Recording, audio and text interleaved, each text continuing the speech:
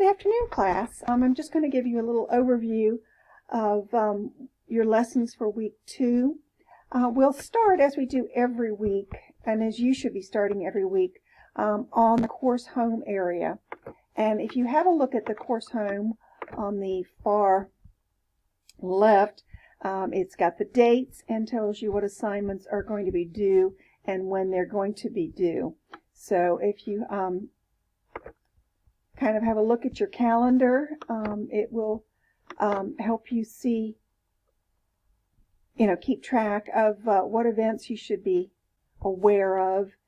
For example, this week you're going to find that your draft is due for your second writing assignment, and you can just have a look and see what's due and when it's due. All right. In addition, in that same basic area on the right is this week. Now this week, you've got a few little lessons and some videos to look at. We'll go to those in a minute. But first, make sure that we're looking at what I'm going to be doing and what you'll be doing. I will be starting to evaluate your discussions from week 1, and you may no longer do the discussions from week 1. They should have been finished by Sunday evening or Monday evening this week. And your writing assignment for writing assignment number 1, you obviously can turn that in late, but I will be deducting points for lateness. But please get that done. You cannot, I can't express to you enough to keep up with your work. This 8 weeks goes really quickly, and there's a lot of work that you're going to be doing. So do keep up with your work. After I finish grading your writing assignment number 1, I'll post your marked paper under the section I showed you last week. That was here under my tools, and it's my grades, and you can find your paper and the grade that you got on it there, and the discussion. And I may have also included a video with that. So again, this week, by Monday, I'll be looking at a draft for your writing assignment number 2. I'll make comments on it, get it back to you, and then you'll have until the next week to get your paper finished. If you need more help, let me know. Send me an email, and I'll be happy to set up a time we can meet at that sort of thing. Okay, in this class we're going to be talking about documentation. We're going to talk about paraphrasing, summarizing, and quoting. Now, keep in mind all 3 of these will have to be documented. Even when you put it in your own words, it still came from the original author, so it has to be documented. If you summarize the paper, you are summarizing the person's work, and again, it is documented. And finally, if you quote it exactly, again, it belongs to the author. They need to be documented. I've got a video, or there's a video link here on how to paraphrase, so feel free to go here and have a look at the ones that I've included for you on how to paraphrase in 5 easy steps. The Purdue Online Writing Lab, which was actually the first online writing lab that was done. But you can go there and have a look at what they have to say on how to paraphrase, putting it in your own words. This section on 5 easy steps, it just shows you how to do it, or some suggestions on how to put it together. Do look at that. We also have how to check for plagiarism and grammar mistakes. And it talks about that, but take some time, go have a look at these videos, and I think you'll find them very helpful.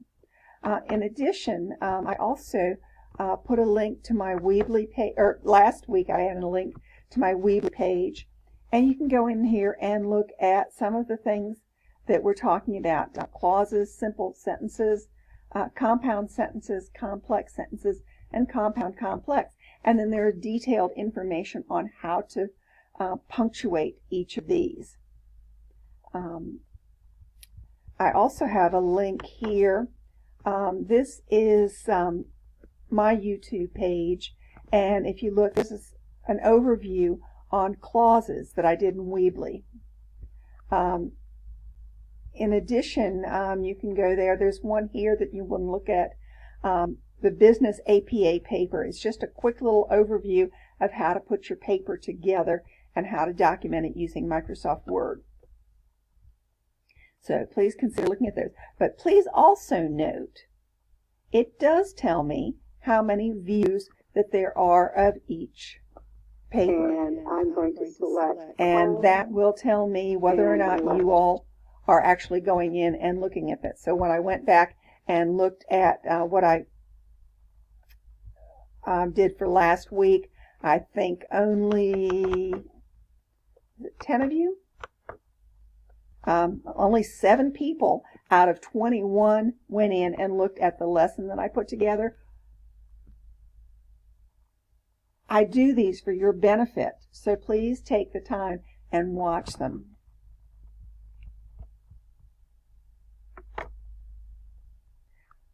All right.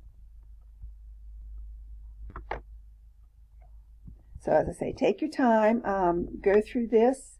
I've got some little funny things or comments on what's going on. This one, obviously, where I'm talking about punctuation, that's hot, that is hot, so it needs an apostrophe here. And then your is you are, which is Y-O-U apostrophe R-E. So person who thinks they're being smart actually shows themselves up as being dumb. All right, we then go under content, and under the content area,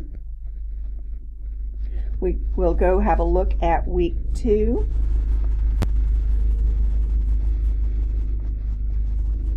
I already changed my dates there. Let me get here to week 2.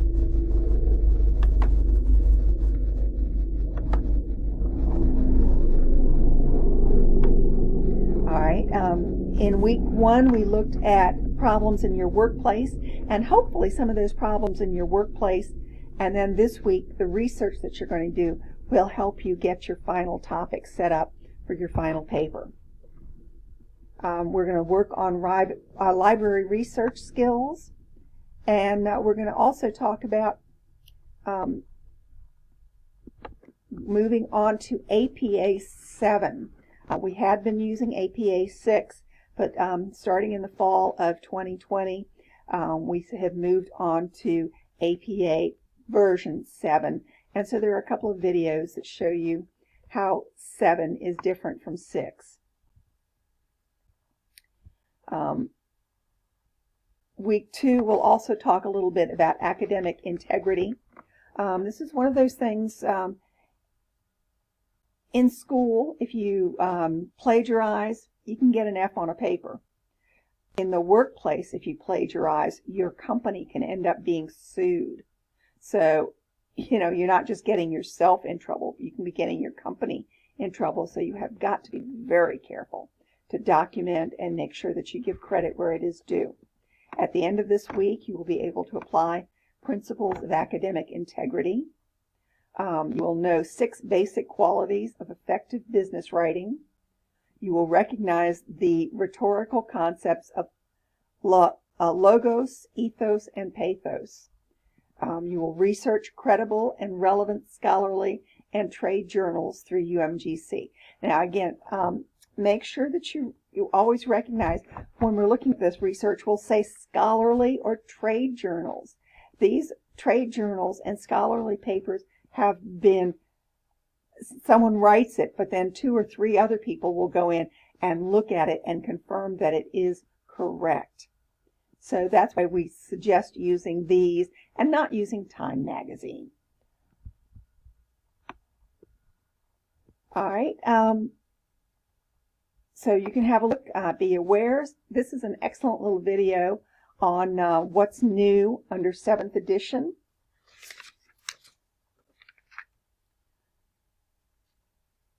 So make sure you watch very carefully. There's some information further on about using the DOIs, the digital object identifiers. Those are being used more rather than the old just having the web addresses. So have a look at this. Here's a library tutorial, another library tutorial, and a third library tutorial, all having to do with how to do research, how to actually research your things that you're looking up. Getting to know your audience. It's important that you know who you're writing to and what they might already know. You don't want to talk down to your audience, but you also don't want to go so far over their heads that they give up and don't even try reading it.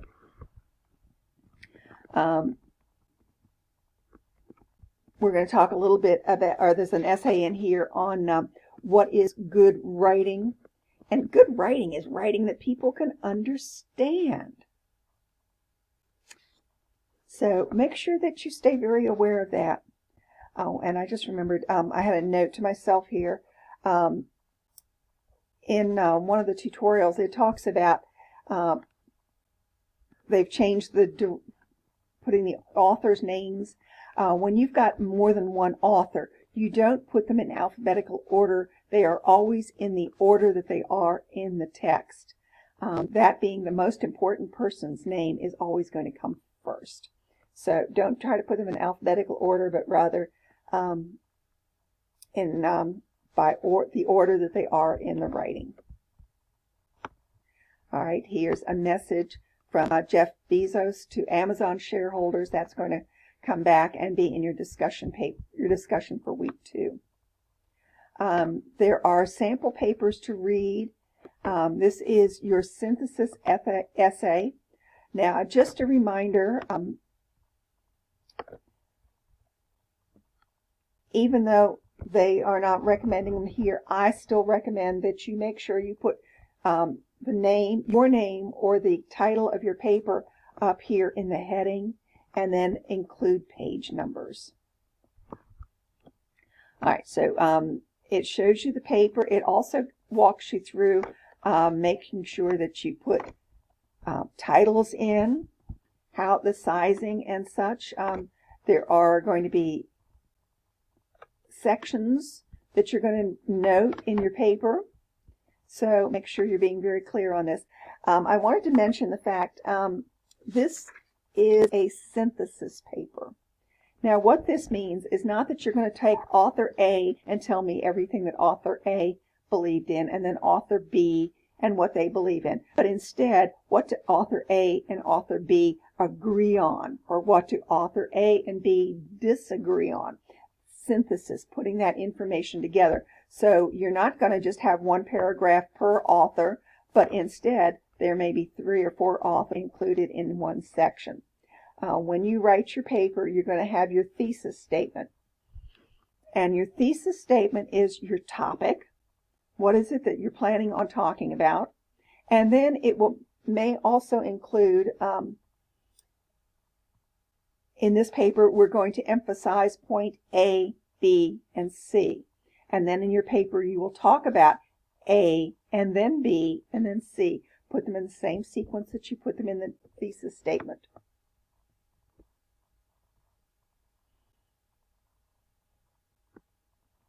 All right, while you're doing this, and you will see this from one of the videos, he talks about snowballing. While you're doing your research, you may go in and you might find out that the author has written their work based on somebody else's study. So you might want to go and then have a look at the study.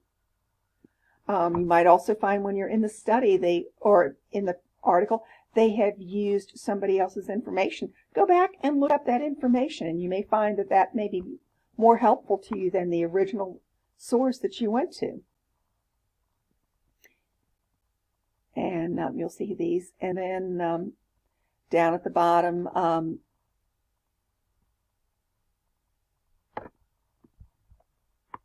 conclusion. Down here we've got our references, and note that the word references is centered, and then these are in alphabetical order, not in the order that they are presented in your paper, and it is a hanging indent. And if you go to my section in YouTube, you'll see that one of these that I put together is Start Business APA, and this is just a short little overview of how to put your paper together. Please note in here where I talk about in Microsoft Word you can find how to put it into APA format. It is still in APA 6, not in APA 7. So you'll still need to put it in, make changes yourself, but it just gives you the overview of how it is done. All right, folks, in addition this week,